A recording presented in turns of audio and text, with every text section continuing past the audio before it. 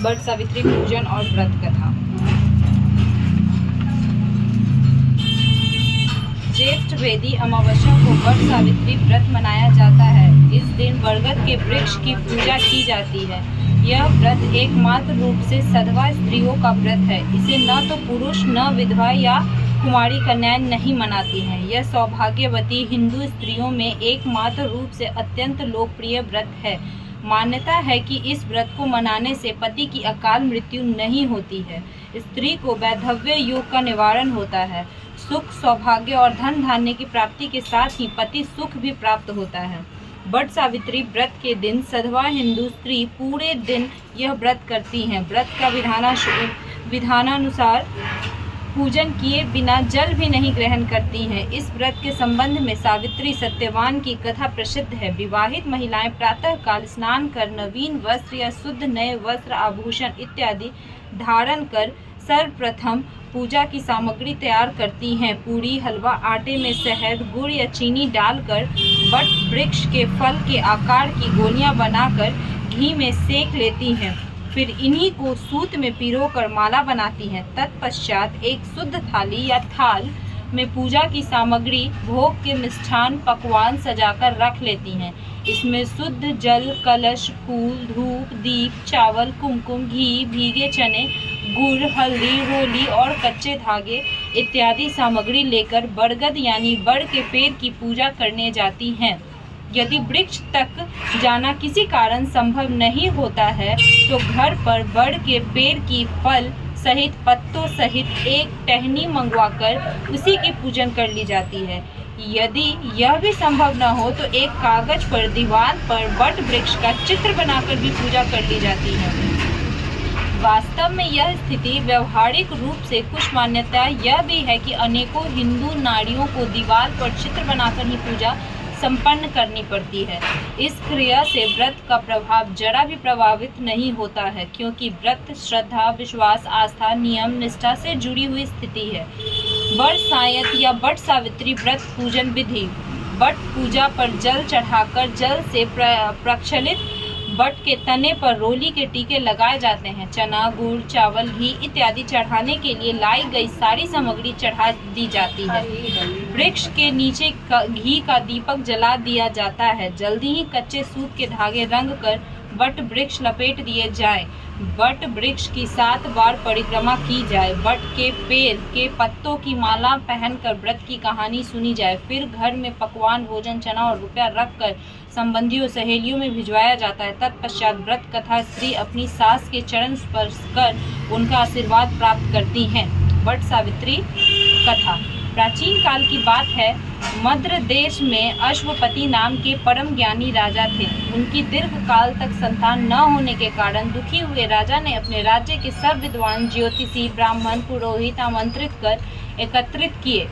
सबका यथा योग्य सत्कार कर कहा, हे भविष्यदर्शी विद्वान विप्रो, आप सब गणना कर यह बताने की कृपा करें कि मेरे भाग्य में कोई संतान है या नहीं। तत्काल राजा के प्रश्न का उत्तर देने के लिए विद्वान ज्योतिषियों ने अपनी अपनी ज्योतिष गणनाएं प्रारंभ कर दी। कुछ समय सब गंभीर होकर राजा की ओर देखने लगे। राजा ने कहा, आप लोग संकोच त्याग कर सच्ची बात कहिए।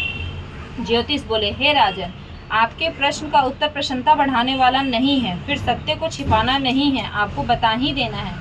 आपको एक अत्यंत रूपवान, बुद्धिमान, धर्मपरायण कन्या उत्पन्न होगी।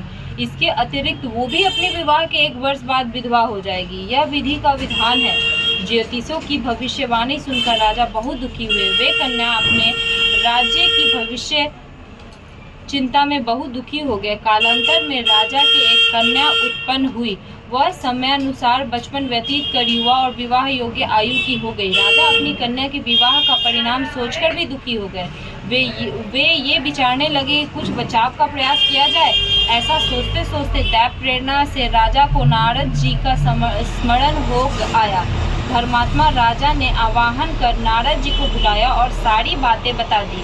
नारद जी कुछ पल विचार कर बोले, हे राजन, तुम अपनी कन्या के विवाह का दायित्व उसी पर छोड़ दो। तुम अपनी कन्या से कहो कि वह अपने लिए स्वयं ही कोई योग्य वर तलाश ले।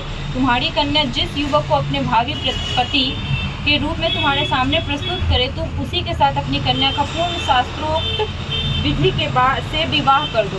राजा ने अपनी कन्या सावित्री को बुलाया और नारद जी की बातें बताकर पूछा, हे पुत्री सावित्री, तुम कहो तुम्हारा क्या विचार है। सावित्री बोली, हे पिताजी, मैं नारद जी के आदेश का प्रसन्नतापूर्वक पालन करूंगी। राजा को कुछ सांत्वना प्राप्त हुई। अब राजपुत्री सावित्री ने सखी सहेलियों, दास दासियों और अनुचरों सहित भावी पति के योग्य व्यक्ति को ढूंढने के भ्रमण में करना प्रारंभ कर दिया। अनेकों नगर वन प्रांत पार कर सावित्री एक छोटे से रमणीक जंगल में पहुंची। वहां पहुंचकर सावित्री ने अपना रथ रुकवाया। कुछ देर प्रकृति की सुंदरता निहारने के बाद सावित्री विश्राम करने लगी। आंख खुलने पर एक वृक्ष की डाल पर बैठकर कुल्हाड़ी से लकड़ी काटता एक सुंदर बलिष्ठ और गौर वर्ण युवक दिख पड़ा। उस युवक को देखकर सावित्री का ध्यान उस युवक के चेहरे के भाव, मुखाकृति और स्वभाव का अध्ययन करती रही। युवक का मौन निरीक्षण करते हुए काफी समय व्यतीत करने के बाद सावित्री ने अपने अनुचरों द्वारा उस युवक को बुलवा भेजा। सावित्री द्वारा बुलाए जाने पर सत्यवान उसके पास आ पहुंचा। सावित्री द्वारा परिचय पूछे जाने पर सत्यवान ने कहा, हे राजकुमारी, मैं एक दरिद्रता प्रभावित कुलीन युवक हूँ। इसी जंगल में रहता हूँ। मेरे साथ ही मेरे माता पिता भी रहते हैं। वे अंधे हैं। मैं जंगल की लकड़ी काटकर बाजार में बेचता हूँ। इसी से हम तीनों प्राणियों का जीवन निर्वाह होता है। मेरा नाम सत्यवान है। आप कहिए मैं आपकी क्या सेवा करूँ। उस सत्यवान नामक युवक की शालीनता, शिष्टता और स्पष्टवादिता से सावित्री बड़ी प्रभावित हुई। उसने युवक के गुणों से प्रभावित होकर उससे विवाह करने का निश्चय किया। ऐसा निर्णय लेते ही सावित्री ने युवक से शांत गंभीर स्वर में विनम्रता पूर्वक विवाह का प्रस्ताव रखा। सावित्री का प्रस्ताव सुनकर सत्यवान ने कोमल नम्र स्वर में कहा, हे राजकुमारी, मेरे साथ विवाह करना आपके लिए उचित नहीं है। मेरे साथ ही आप भी दुखों और संकटों में घिर जाएंगी। इसके बाद सावित्री बार बार विवाह का आग्रह करने लगी। सत्यवान तरह तरह से समझाता रहा, लेकिन सावित्री के हट करने पर सत्यवान ने कहा, समीप ही मेरी कुटिया है, वहाँ मेरे माता पिता हैं, आप उनके पास चलें। अच्छा हो कि यह बात उनके सामने हो। सत्यवान के प्रस्ताव से उत्साहित होकर सावित्री उसकी कुटिया में गई। वहाँ सत्यवान के अंधे माता पिता ने भी सावित्री को हर तरह से समझाया, पर सावित्री ने अपने ओर से उन्हें तरह तरह के आश्वस्त कर विवाह की स्वीकृति प्राप्त करने में सफलता प्राप्त कर ली। सत्यवान ने विवाह के लिए स्वीकृति दे दी। सत्यवान की कुटिया से लौटकर सावित्री अपने पिता के पास पहुंची और संपूर्ण वृत्तांत बता दिया। सावित्री अपने पिता से वार्तालाप कर ही रही थी कि उसी समय नारद जी आ पहुंचे। वे बोले, तुमने अपना पति किसे चुना है। इस पर सावित्री ने पुनः सारी बातें नारद जी के सामने भी दोहरा दी। नारद जी बोले, सत्यवान एक गुणवान, रूपवान, सदाचारी, सज्जन युवक है, परंतु विवाह के 1 वर्ष बाद ही उसकी मृत्यु हो जाएगी। इसलिए हे सावित्री, तुम अपने लिए पुनः किसी अन्य व्यक्ति को चुनो। सत्यवान अल्पायु, कम उम्र में मरने वाला है। नारद जी की बात सुनकर सावित्री बोली, हे नारद जी, दैव भय से मैं धर्म विमुख नहीं हो सकती। हिंदू नारी जीवन में एक बार अपने पति का चुनाव करती है। मैं सत्यवान को अपना पति चुन चुकी हूँ। अब वचन भंग का पातक नहीं करूँगी। नारद जी ने और सावित्री के पिता ने उसे तरह तरह से समझाया, पर सावित्री सत्यवान से ही विवाह करने पर दृढ़ रही। तो नारद जी ने कहा, तुम्हारा कल्याण हो, जीवन सुखी हो। नारद जी आशीर्वाद देकर विदा हो गए। सावित्री को की इच्छा अनुसार उसके पिता ने उसका विवाह सत्यवान के साथ कर दिया। सावित्री को ज्ञात था कि 1 वर्ष बाद उसके पति की मृत्यु हो जाएगी। ऐसे में यदि शंकर जी को प्रसन्न कर लिया जाए तो विधि के विधान पर भी विजय पाई जा सकती है, क्योंकि शंकर जी के विषय में प्रसिद्ध है, मैट ही कठिन कुअंक भाल के भाविहु में मेट सकहि त्रिपुरारी। अर्थात शंकर जी में शक्ति है कि विधाता का विधान भी बदल सकते हैं। अतएव सब प्रकार से निश्चय कर सावित्री भक्ति पूर्वक शंकर भगवान की आराधना करने लगी। सत्यवान के लिए सावित्री पूर्ण मनोयोग्य से शिव जी की आराधना करती रही। जब सत्यवान की आयु के केवल 7 दिन शेष रह गए तो सावित्री और तीव्रता से कठिन व्रत उपवास कर भगवान को प्रसन्न करने लग गई। अतः सावित्री की भक्ति से प्रसन्न होकर भगवान शंकर उसके सामने प्रकट हुए और बोले, मैं तुम्हारी भक्ति से प्रसन्न हूँ, मुझसे मनोवांछित वर मांग लो। सावित्री बोली, भगवान, मेरे पति की आयु के 2 ही दिन शेष हैं, कृपया उनकी जीवन रक्षा की युक्ति बताएं।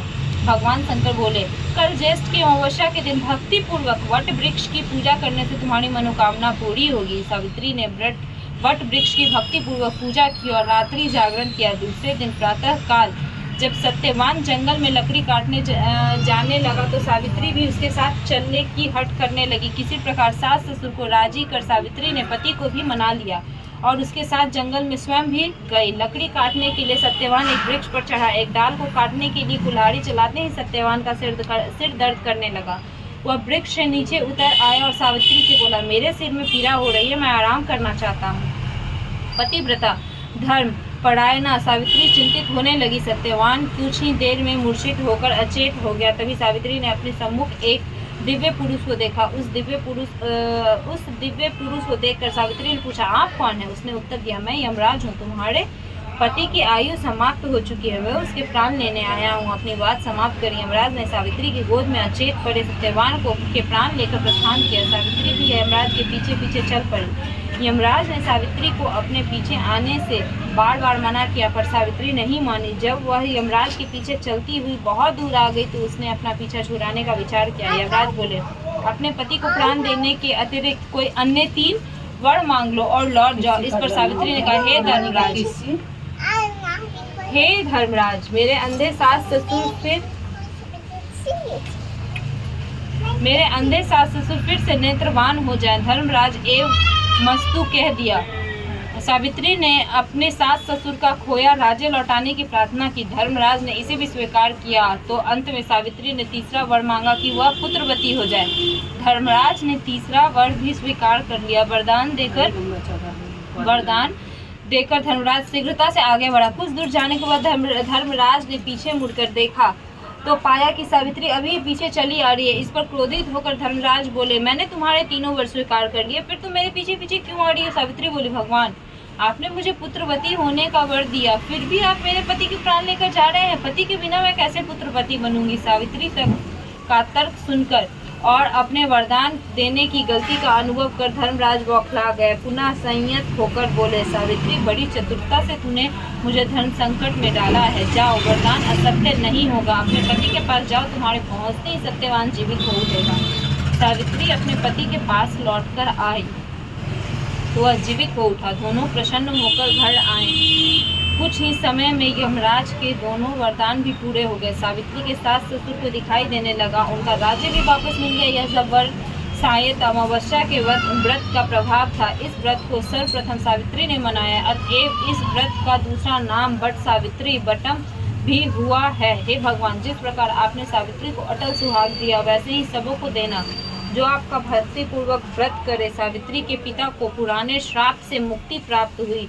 सावित्री के पिता अश्वपति को भी 100 पुत्र प्राप्त हुए और सावित्री सत्यवान ने भी 100 पुत्र प्राप्त करके दीर्घायु तक राज्य भोगा और अंत में वैकुंठ सिधारे। प्रत्येक सौभाग्यवती स्त्री के लिए यह व्रत करना आवश्यक है।